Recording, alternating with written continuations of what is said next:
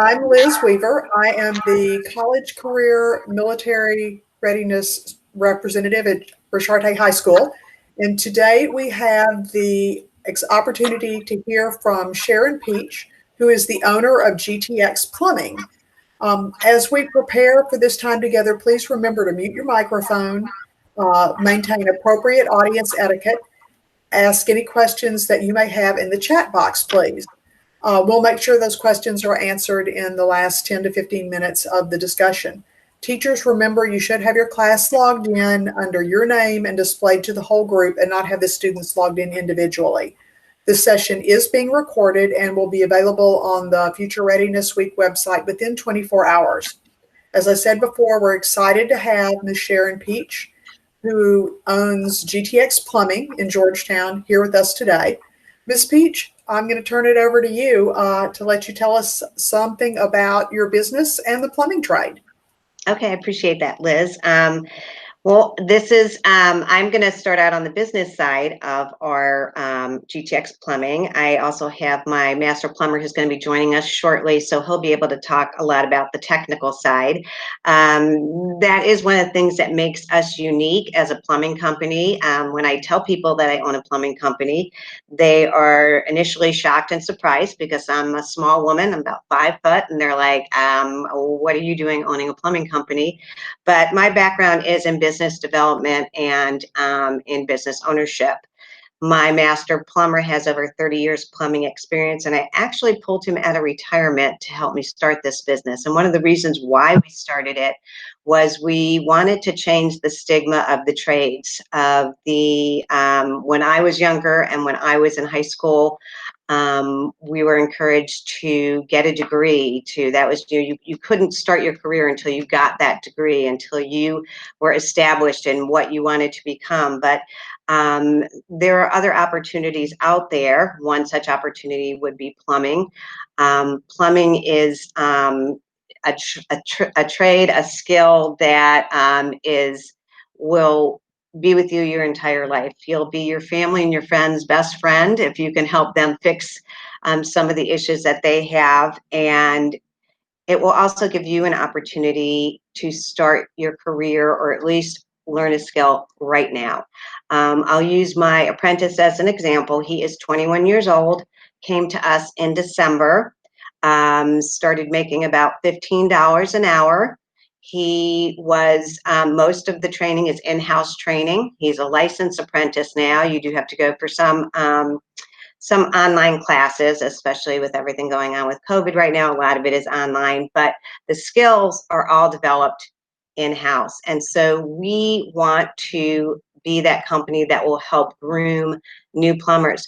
This apprentice is now almost doubled his wage. He has his own truck and he is running calls on his own. And he, when he first moved here, couldn't afford his rent and couldn't afford to pay for his schooling. Now he is doing both.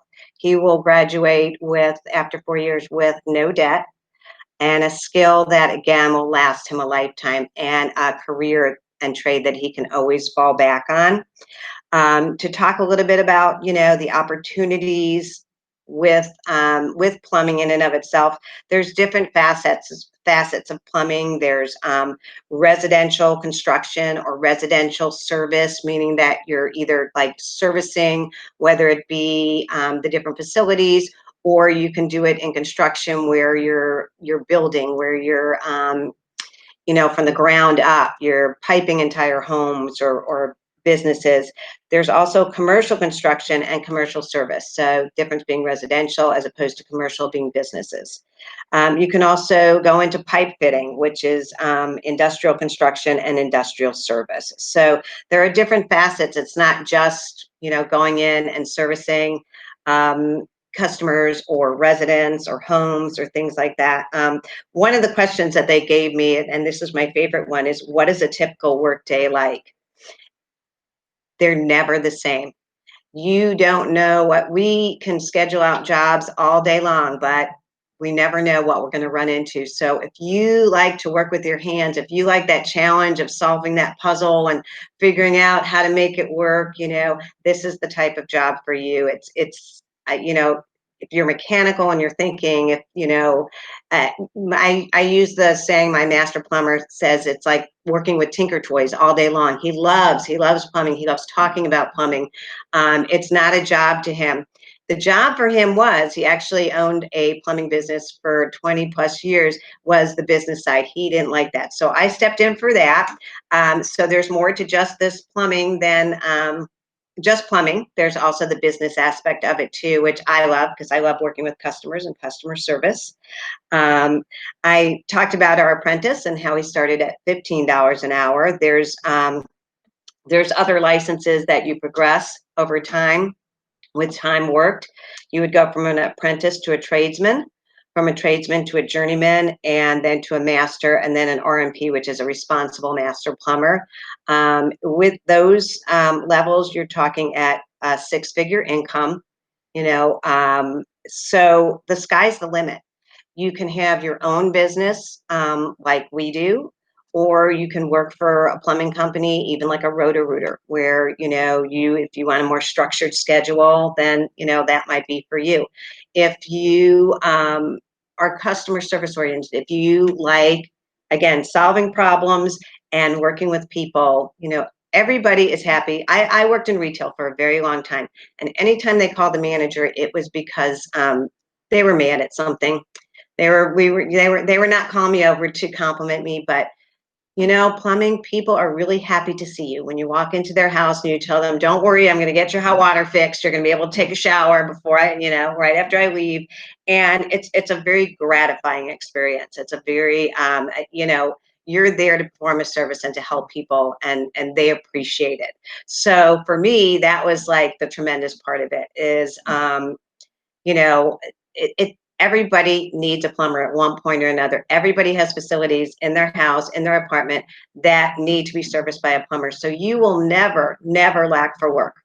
There's not enough plumbers right now in Georgetown. As a matter of fact, we are hiring. We're hiring if you know of any licensed plumbers, anybody in your family. I know you're probably not licensed yet, but we also have those apprentice positions where we're looking to groom, again, new plumbers.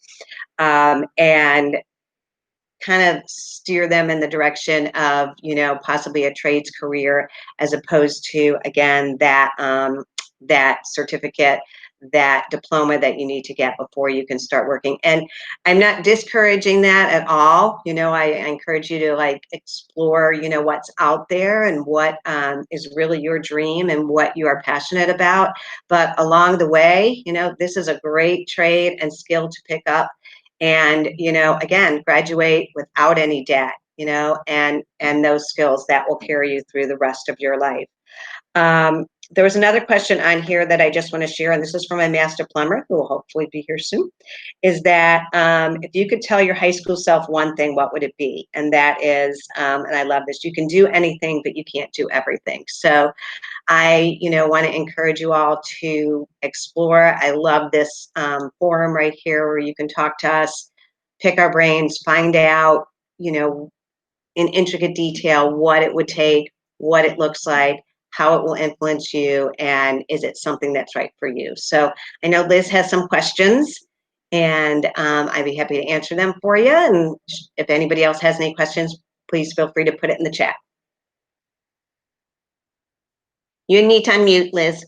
I'm There you sorry go. about that. That's okay. We've got some students who will be watching this who may not be seniors yet, and they may be juniors or even sophomores and thinking about where they want to go. What are some things, if they're kind of thinking about a career in plumbing, are there some things that they could be doing that would kind of give them the background that they need, or things that they could do to, Yes. to set themselves up for this? Yes, and that would include familiarizing themselves with common tools and household equipment, mechanical tools, speaking and customer service type classes. I attended DECA a long, long time ago, and I know that we did a lot of interviewing, public speaking. I mean, you are out in the public, you are servicing the public, and that is just as important as your technical skills, is to be able to put them at ease, that what you're doing is actually something they need. I think a lot of people think, myself included, because I was a single mom with 2 girls in the house, that when a contractor comes into your house, that number one, it's a safety issue. You're concerned about that, but also it's a trust issue. It's, well, if they tell me it's going to cost $700 to replace that motherboard, okay, I don't know any different. And so being able to explain to that customer and let them know, that this is what we're doing. Here's the part we're replacing. Here's how it works. This is why this is happening. And having them understand and appreciate and trust you is huge. So if you can get into any type of customer service development or interviewing and speaking skills, that would be great. And again, those, I don't know if they still have shop classes, but working with tools and, doing things mechanically with your hands and equipment that you have at home would be great. That's really good. Yeah, because when you mentioned DECA, we have those student organizations at both GHS and Eastview, and at Rocharte they have a Key Club, and so that's a good way for them to get some of those skills and get that practice. Absolutely.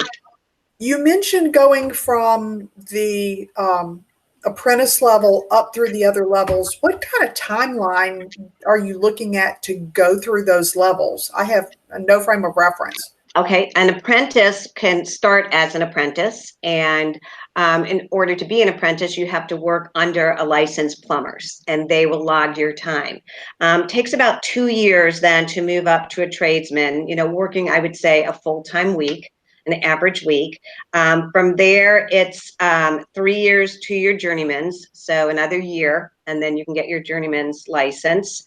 And it would be about 5 years to get your master's license. And then the responsible master plumber is just involves like training on law and business management, because they are the responsible master plumber. They're responsible for pulling permits. So in other words, going to the city and saying this job is done and overseeing the entire job, which might entail overseeing other subcontractors. So you have to be able to balance that business and management, as well as working with the cities and making sure you're, following all of their laws and guidelines and regulations as well. So it's a constant, even for the master plumber, there's a constant, as a matter of fact, every year there's an annual continued education class to renew your license. So you don't just get your license and you're a plumber and that's it. It's constantly learning, because obviously, technology is constantly changing, and, some of the things that we thought were great, years ago are falling apart now. So you're constantly learning. Okay. I know traditionally this is a career field that's attracted mostly men. Are you seeing more women come into the business? What I'm seeing is more women coming into the management part of the business. And what I think is really neat is that a lot of them are actually going out into the field and working as an apprentice plumber. So when they answer the phone or they, talk to a customer, they have that knowledge and they can convey all of that information. And I think my master plumber just walked in, so I'm going to give him a minute to sit down and talk to us for a moment. His name is Lloyd, and he's just getting settled. And he can answer any technical questions that you have as far as, plumbing and mechanics of it and everything else. And so I'm sorry to throw you into this. That's all right. All right. Hey. Hi, Lloyd. I am Elizabeth Weaver. I'm the college career military readiness specialist for Rocharte High School. So, and I'm hosting this meeting, but this is open for students from Rocharte, Georgetown High School, and Eastview. Okay. We're thrilled to have you with us. Can you just tell us a little bit about what it's like being a plumber? Well, it's fed my family and done well for me and my children for 30 years. So I like it. It gives me a chance to work with both my mind. I was in school pre-engineering, and then I had to make a living for my family. So by the time I would have graduated, by the time I would have graduated as an engineer and gone to work for 35,000, I'd have been a master plumber, making 65, 70,000 at the time. This was 20 years ago. So went ahead, got my master plumbers, and it kind of allows me to use my hands, my mind, keeps me fit, use my skills, engineering, mathematical, mechanical, all that stuff. So I like it. I like it as a way to make a living, and it's a good living, and it's really in demand now. I mean, that's why I retired, and then I kind of jumped back in the game because we're just at an extreme shortage of all skilled trades, but plumbing in particular, which is what I do. Okay. What are some of the challenges that plumbers face? I know I live in an older home in an older part of town, and I know there's some obvious challenges there if you're dealing with both residences and commercial business. What are some of the things that you run into? Everything. Probably the biggest challenge is the new technology, trying to bring together the new technology and the old technology, how to integrate those. Plumbing does get used every day. I mean, on a continuous basis, and so there's basically 4 different areas. Maintenance is definitely a huge area of plumbing. So just trying to figure out how to fix the old stuff with the new technology, because everybody wants it to work. At the end of the day, it needs to work every time. Nobody likes it when water waste doesn't get from point A to point B inside the pipe. As long as it's invisible, we're happy. When it's not, when it's visible, ta-da, I'm a magician.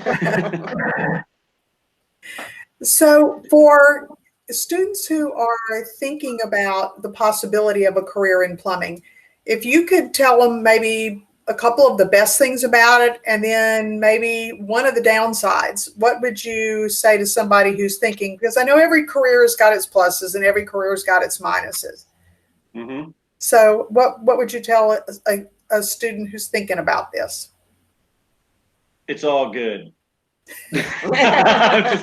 No, it's a commitment. It's a commitment. Like, for instance, right now, I have an apprentice, very highly skilled, very good communications with other people. And so, generally you start around $15 an hour. He's worked within less than a year up to $20 an hour, and he's worth every dime because he can do it. He's got all of the mechanics, he's kind of got that magic. And that's the whole thing, is that if you want to do it, a lot of people can do it, but if you don't want to do it, you're not going to do it. It is an investment. It is kind of like college, except for you're getting paid to learn. You do have to go through that apprenticeship. You do have to apply yourself. There's not a magic 6-week or even 6-month course that you can take and then ta-da, I'm a plumber. I mean, you're not learning to run a cash register. It's a very large spectrum. It's not just one trade. It's actually a spectrum of trades, all centered around moving air, water, and gas through pipes. It can be, depending on what division that you go into, it can get kind of what's the word I'm looking for, hon? It can get spicy. But if you like to work with your hands, if you're a great mechanic, if you have mechanical skills, you want to develop those, that's great. The downside, especially if you go into the service, is always you have to have those communication skills. You're always going to be dealing with that public. No matter which division you go into, you're going into some sort of service. You're serving your client. You have to keep that in mind, that I'm here as in service to my client. So that is a skill set as well, being able to communicate, that is necessary, that most people pass over when they think about plumbing. I'm just going to go put stuff together and not have to talk to anybody. We're not assembly line. This is a skilled trade, and it does take some application and some determination and developing yourself. And I think too, it's not a 9 to 5. Yeah, You that's know, I mean, the 'cause one you can't thing. dictate when the plumbing is going to work and not work. Right. So We do service, so it's kind of almost like being a doctor. You got to go where you got to go when the patient's sick, and sometimes it's a mess, and you've got to be able to deal with that. That's kind of that's about the only downside, really. And then just some, you're dealing with the public. Some people just get weird. But me personally, at the end of it, at the end of the day, I've got like all of these plumber joke things for that answer going on in my head, but most of them are not conducive to this. It's a building trade, but you do have to learn to be accommodating. And I kind of have what they call the Mighty Mouse syndrome. I love when there's a problem, and here I am to save the day. I walk in, and at the end of the day, people really appreciate what I do, and they pay me. So that's kind of the spectrum, up, down, sideways. I think. Go ahead. Didn't mean to get long, but I'm good at that. I was raised by a Packer preacher, so I talk all day long and not say anything. Okay, so when you were talking, you said something about air, water, and gas moving through pipes. I know when we think of plumbers, I automatically think of water because that's just what we think of with pipes. And I guess gas makes sense because a lot of our homes are, we have natural gas in them and all that comes in through pipes. How do plumbers work with air moving through pipes? Well, a lot of especially if you get into some heavier commercial and industrial applications of plumbing pipe fitting, you have a lot of pneumatic tools. Even oil is another one, and hydraulic fluids, because they have to move through those pipes. They have to be transferred at relatively high pressures. And it's the same basic skill set. So that's kind of when you cross that line, they're very similar. I've done a very large spectrum into that water, that gas, air, and fluids, hydraulic fluids, even chemicals. I've done chemical circulation systems for, acid cleaning stuff. And okay. Something that I haven't thought about, and I'm sure there are probably other people that haven't either. Well, a lot of dental offices and hospitals, if you think about it, the oxygen, your nitrogen, all of that stuff, that all gets through pipes. We're the guys that do that. Okay. Now, not just you, but plumbers in general, do they ever get involved in the design? To what extent do they get involved into the design side of it, or do they, or is that something that's done by engineers and then the plumbers come in and actually handle the work? I spent the first 2 hours of the day with an architect and an engineer. It is something that you get into, especially at your higher levels when you're a master plumber. They tend to consult with us because it not only has to work, it also has to be serviceable. And so they depend on us to come in and go, okay, I see why you did it this way, and it may be efficient, but it becomes inefficient on the service end. So if we make these changes, of course, at the end, the engineer generally, he makes the final decision because he has to take responsibility for the operations. But a lot of consulting, I guess you would say. And I've consulted engineers, firms, architects, cities on design, subdivisions, malls. Just yes. Okay. Well, and it makes sense, and for people who are geared that way, knowing, this is the whole spectrum of building from this part of the building aspect. Okay, you mentioned going through like apprenticeship to journeyman. Is there testing at certain levels, and where does that testing happen? Like, are you going to be testing your apprentice to go to the next level, or is there some, outside agency that handles all the testing and credentialing? It's an outside agency. It's the Texas Board of Plumbing Examiners here in Texas, but every state has its own. We deal with health. If you cross connect between water and sewer, that sort of stuff, you can really make a lot of people sick very quick. So yes, it's all very regulated by the states and even the cities. And so yes, so all of that is set by the state as far as moving up those ranks. As far as to become a helper, no test needed. To become an apprentice, whether or not a company like us would move you from helper to apprentice, that's kind of an internal thing. You can just go register as an apprentice. But if you want to be with us and you want to apprentice, I'm going to put you through a trial period as a helper, kind of a on-job work training testing thing. But then, yes, I also give people study material, mainly because I need you to know the basic parts, tools, that sort of stuff. And whether or not somebody will put in the effort to learn that kind of helps me determine whether or not they're worth me putting effort into training. So that's kind of an internal thing. But as far as apprentice, going from apprentice to tradesman, tradesman to journeyman, journeyman to master plumber, and then master plumber, from master plumber to responsible master plumber is more of a law thing.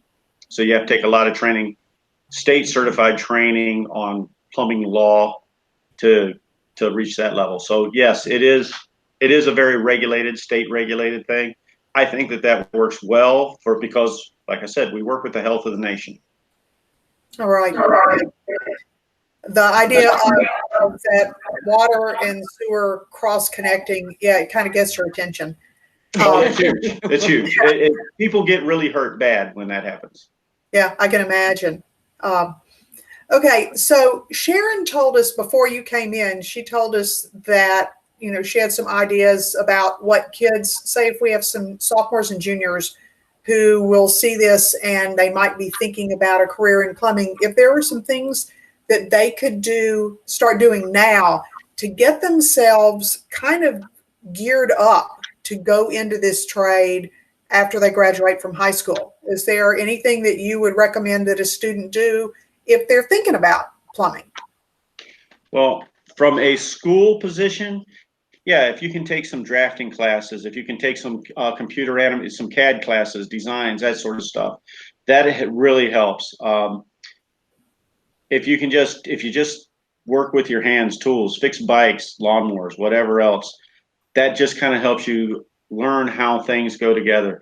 I watch a lot of TV just for entertainment, but I did when I was younger, how it works on like the Learning Channel or whatever, just to figure out how things work. I love that stuff. And yeah, you go out and you go, hey, every now and then. Even now, I love when I've been in it for 30 plus years. I still love going, hey, this is cool. I didn't see how you could do this, but that makes sense. Great. Somebody had a brilliant idea. I'd like to have a brilliant idea and retire again. But yeah, so anything mechanical. And like I was saying, communications classes, even being able to write and spell, when you're going out and you have to communicate what you're doing, why you're doing it, and justify that expense and that outlay that they're putting, it helps to have some communication skills.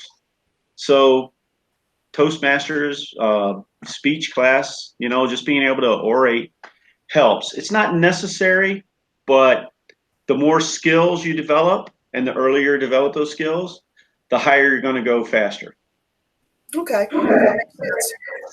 I know that a lot of us think about with plumbing, we think about the residential side because that's what we live with all the time. Mm-hmm. But within the commercial side, I know there's that, obvious, like making the air conditioning and making the toilets work and the water run. Is there other stuff that is involved in commercial plumbing? Wow. Yeah. I mean, like it's 10 foot deep and you hit like that much. Oh, okay. One of our clients, a large retail outlet, probably has 8 toilets and a few urinals, and they have right now a average daily usage of 6,000. So it's very important. The water distribution is very important, whether or not the hot water and the heat. Okay, and that's just the simple. Also, if you think about some of your retail stores, your larger hardware stores, all of that irrigation that goes into the garden area, all of that's huge, and how it gets distributed. You know, those are like, they sometimes do $20,000-$30,000 a day worth of garden. If that water doesn't work and it turns brown, they do nothing. Wow. So you've got that. And then I've also worked downtown on some of the high rises. You have pumps, you have different ways, because you can't just you can't flush a toilet from the 21st floor and just drop it down a pipe to the first floor. It'll be at terminal velocity when it gets there and bust a hole into the dirt, you know? So you have different systems that it has to go through in order to do that, and to also to maintain working consistently and properly. So any restaurant you go into, there's a lot of plumbing that goes into restaurants. Our catering centers are, I mean, bowling alleys. You've got any commercial kitchen, a lot of plumbing involved there. The washing, the rinsing, the sanitizing, the preparations, keeping the dishes clean, running the soda fountains. How much time would you like to spend? No, I think you've given us a good idea. I think, and part of this is, I guess I've always thought of plumbing as a narrower field than it is. And you're giving us an idea of how incredibly wide it actually is. And within that, a student could go a bunch of different ways. Oh, yeah. Which is good, because that way, you know, I guess you get into the business and then decide which way you want your career path to go. Oh, yeah. Or you can take several different career paths, because they overlay so much. You don't lose a lot. You know, if you say, hey, look, I want to go into residential building, and then you decide, hey, I want to do residential service. Well, you already know the bones, what we call the bones. So I actually like when our residential service techs to come out of some sort of construction or remodel, so they don't get pegged. So you might not have that, you know, 8 to 4 job like you would on residential building, but it's more rewarding, a little bit more lucrative to do the, hold on one second.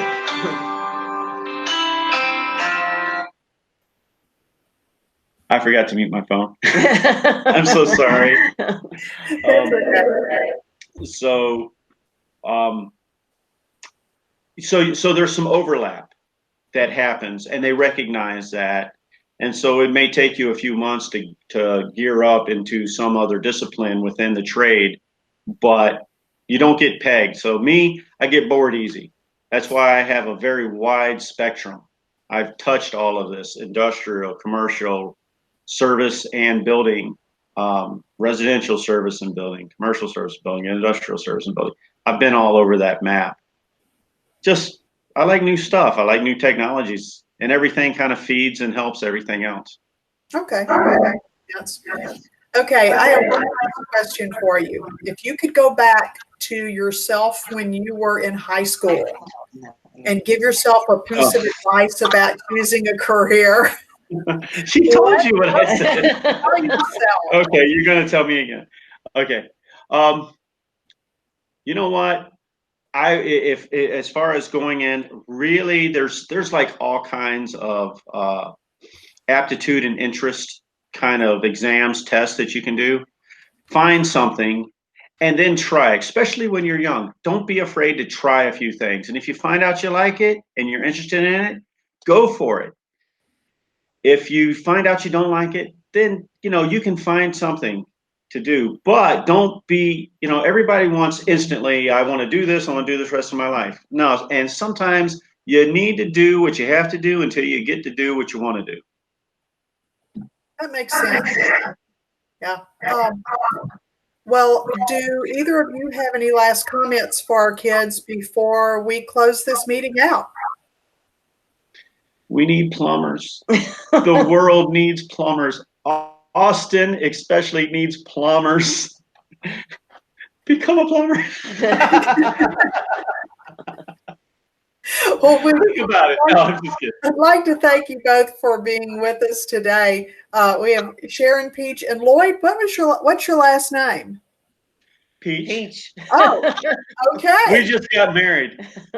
I married the owner, working my way to the top. There you go. Well, thank you so much for being with us today. And thank you so much for taking the time. And because I know your time is valuable. You've got a fairly new business with GTX Plumbing. But this means a lot to our students in GISD as they start looking at what they want to do with their careers. And that's all I have. This concludes this session. All Thank right. you for having us. It was a pleasure. All ours. Thank you.